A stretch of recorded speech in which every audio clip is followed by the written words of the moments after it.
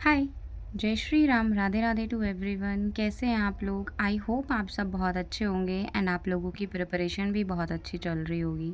सबसे पहले भगवान जी को शुक्रिया किया for another morning, for another chance, for everything. And उसके बाद टू डू लिस्ट बनाई। मुझे लगता है कि टू डू लिस्ट मेरा काम बहुत ईजी कर देती है, क्योंकि मेरे टास्क पूरे दिन के अलाइन हो जाते हैं कि मुझे क्या क्या करना है और किस सीक्वेंस में करना है। कभी कभी सीक्वेंस ऊपर नीचे हो जाता है, ऐसा नहीं है कि मैंने पहले रीजनिंग मेंस लिखा है तो मैं उसी को करूँगी, या मैंने पहले मॉक लिखा है मैं उसी को करूँगी। बट मेन पॉइंट ये होता है कि एनी हाउ वो कंप्लीट करके ही सोना है। तो इसी तरीके से मैं डेली अपनी टू डू लिस्ट बनाती हूँ और कोशिश करती हूँ कि उसको कंप्लीट करके ही सोऊं।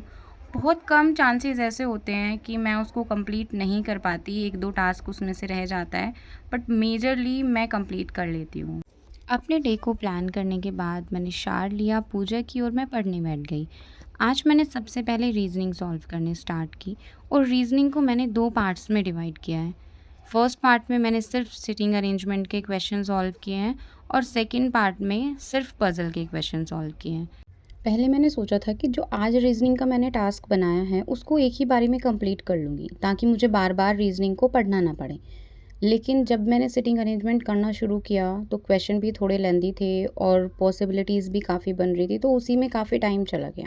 इसलिए मैंने इसको दो पोर्शन में डिवाइड किया कि पहले सिटिंग अरेंजमेंट कर लेती हूँ, उसके बाद मैं पज़ल का सेक्शन करूँगी। क्योंकि मेंस लेवल क्वेश्चन थोड़े से टाइम टेकिंग होते हैं, लेंदी भी होते हैं, और कोई कोई क्वेश्चन तो ऐसा होता है कि कितनी बार आप ट्राई करो वो बनता ही नहीं है, फिर मैं उसको छोड़ ही देती हूँ कि उसको नेक्स्ट डे ही देखूँगी। तो आप भी बताना अगर आपके साथ भी ऐसा कुछ होता है क्या। फिर एक छोटा सा ब्रेक लिया, एंड देन ब्रेक के बाद मैंने प्री का मॉक दिया है, IBPS PO का। मॉक की बात करूँ तो मॉक में इंग्लिश सेक्शन भी अच्छा हुआ है, रीजनिंग भी अच्छा हुआ है। वैसे ओवरऑल मॉक अच्छा गया है, जिसमें मेरे 68.5 मैंने मार्क्स गेन किए हैं। लेकिन इसके क्वांट्स के सेक्शन में मुझे एक चीज़ जो समझ में आई इस मॉक से, कि DI इसमें बहुत ज़्यादा कैलकुलेटिव थी। मतलब कुछ ज़्यादा ही कैलकुलेटिव थी, जिसको आप बोलोगे कि थोड़ा टफ साइड पे। लेकिन as compare to DI arithmetic के क्वेश्चन ईजी थे। वो चीज़ मैंने गलती कर दी कि मैं DI सॉल्व करने बैठ गई शुरुआत में ही। मैंने उसको स्किप करके ये नहीं सोचा कि अर्थमेटिक सॉल्व कर लूँ। मैंने सोचा DI का एक चार्ट कंप्लीट हो जाएगा तो मेरे 5 क्वेश्चन बन ही जाएँगे। उसके बाद बाकी पोर्शन कंप्लीट कर लिया जाएगा। बट यही मेरी सबसे बड़ी मिस्टेक थी, और मेरी इस मिस्टेक से आप भी ये चीज़ सीख सकते हो कि जब आपको DI ज़्यादा कैलकुलेटिव दिखे तो प्लीज़ अर्थमेटिक पे मूव कर जाना, क्योंकि वो उस सेक्शन में ईज़ी दिखेगा। मिलेगा ही मिलेगा वो हमें ईज़ी। क्योंकि जैसे मॉक बैलेंस होते हैं कि एक पोर्शन थोड़ा के ज़्यादा कैलकुलेटिव, तो एक पोर्शन थोड़ा एज़ कम्पेयर टू दैट वो थोड़ा ईज़ी आता है। तो यही मैंने मिस्टेक कर दी, जिसकी वजह से मेरे मार्क्स थोड़े डाउन चले गए। अदरवाइज़ मुझे इसमें एक्सपेक्ट था कि 70 प्लस तो जाएंगे ही जाएंगे। बट ठीक है, अभी टाइम है, इम्प्रूव किया जा सकता है। यही छोटी छोटी मिस्टेक्स हैं जो हम करते हैं, और मॉक के थ्रू हम सीखते हैं ये चीज़ें, ताकि हम एग्ज़ाम में इन चीज़ों को रिपीट ना कर सकें। तो बस इसके बाद मैंने थोड़ा सा ब्रेक लिया। ब्रेक के बाद मैंने जर्नल अवेयरनेस की, बैंकिंग अवेयरनेस किया, और उसके बाद मैंने दोबारा से रीजनिंग का पोर्शन कंप्लीट किया जो मेरा पज़ल का पेंडिंग था।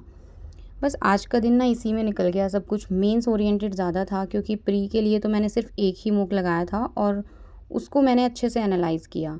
जो भी क्वेश्चंस मैंने नहीं किए थे या मेरे गलत हुए थे, उनको बहुत अच्छे से एनालाइज़ किया। जिस क्वेश्चन को मैं जल्दी कर सकती थी, हम क्या गलती करते हैं कि मॉक में सिर्फ वो क्वेश्चन देखते हैं जो हमारे गलत हुए हैं। कभी भी हम उन क्वेश्चंस की बात ही नहीं करते, या उन क्वेश्चंस को चेक ही नहीं करते जो हमारे सही हुए हैं। क्या हम उनको और जल्दी सही कर सकते थे? ऐसा होता है, क्योंकि कुछ क्वेश्चंस बहुत ईज़ी होते हैं जिसमें अननेसेसरीली हम ज़्यादा टाइम दे देते हैं। तो आप ना, जब भी आप मॉक एनालाइज़ करो तो प्लीज़ ये मेक श्योर करना कि आपने जो क्वेश्चन सही किया है ना, एक बार उनका टाइमिंग चेक कर लेना कि क्या ये जो टाइम हमने किया है ये इस क्वेश्चन के लिए इनफ था, या इसमें ज़्यादा टाइम लगा दिया।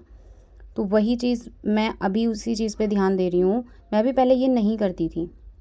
मैं पहले वही करती थी कि जो क्वेश्चन गलत हैं उसको देख लिया, या फिर जो क्वेश्चन मेरे से नहीं हुए उनको दोबारा से प्रैक्टिस कर लिया। कभी मैंने ये देखा ही नहीं कि जो क्वेश्चन मैंने सही किए हैं उनको मैं और जल्दी कर सकती थी। तो ये चीज़ मैंने अभी इसी मॉक से सीखी है कि कुछ क्वेश्चंस ऐसे थे जो मैं बहुत जल्दी कर सकती थी, लेकिन उसमें मैंने टाइम ज़्यादा लगाया है।